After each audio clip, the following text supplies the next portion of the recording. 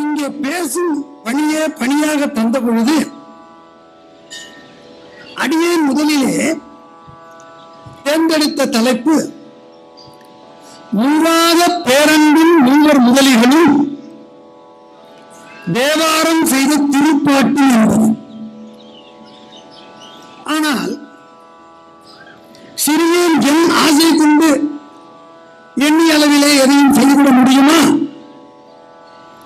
என் இச்சையை பொடி பொடி ஆக்கினார் நச்சை தமிழ் பாடிய திருஞான சம்பந்த பெருமான்.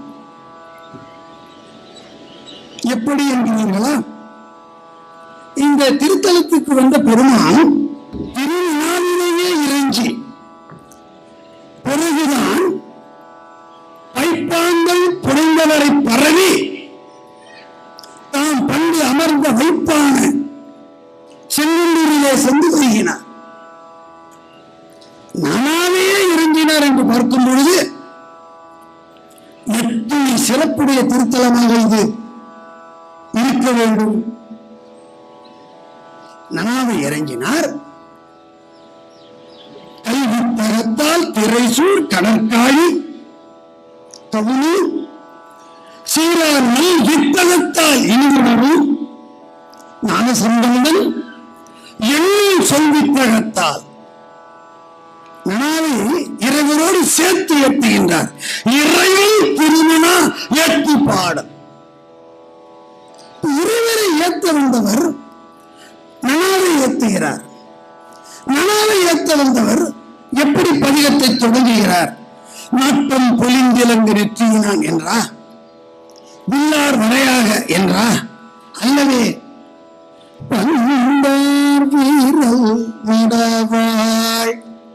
ஏன் அம்மையிடத்திலே தொடங்க வேண்டும்? அப்போதுதான் ஒரு உணர்வு ஏற்பட்டது.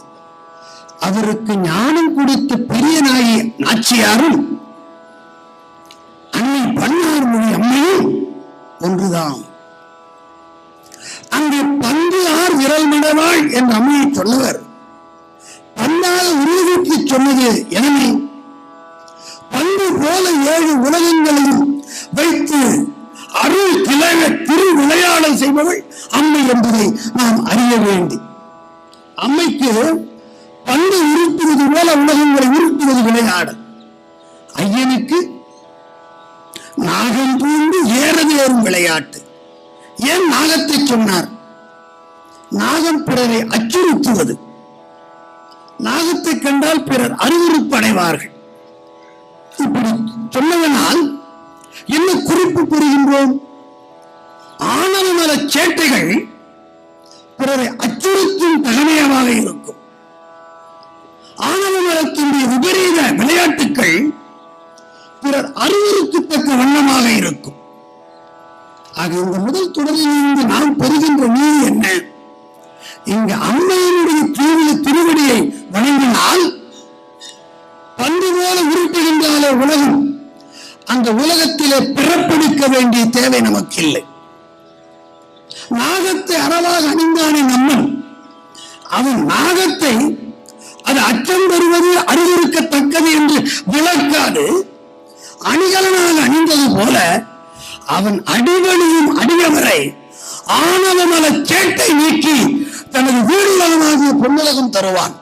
ஆகவே அம்மையினுடைய திருவடியும் ஐயனுடைய திருவடியும் பாச நீக்கத்தையும் சிவப்பேட்டினையும் பெற்றுத் தருவது என்று சொன்னார்.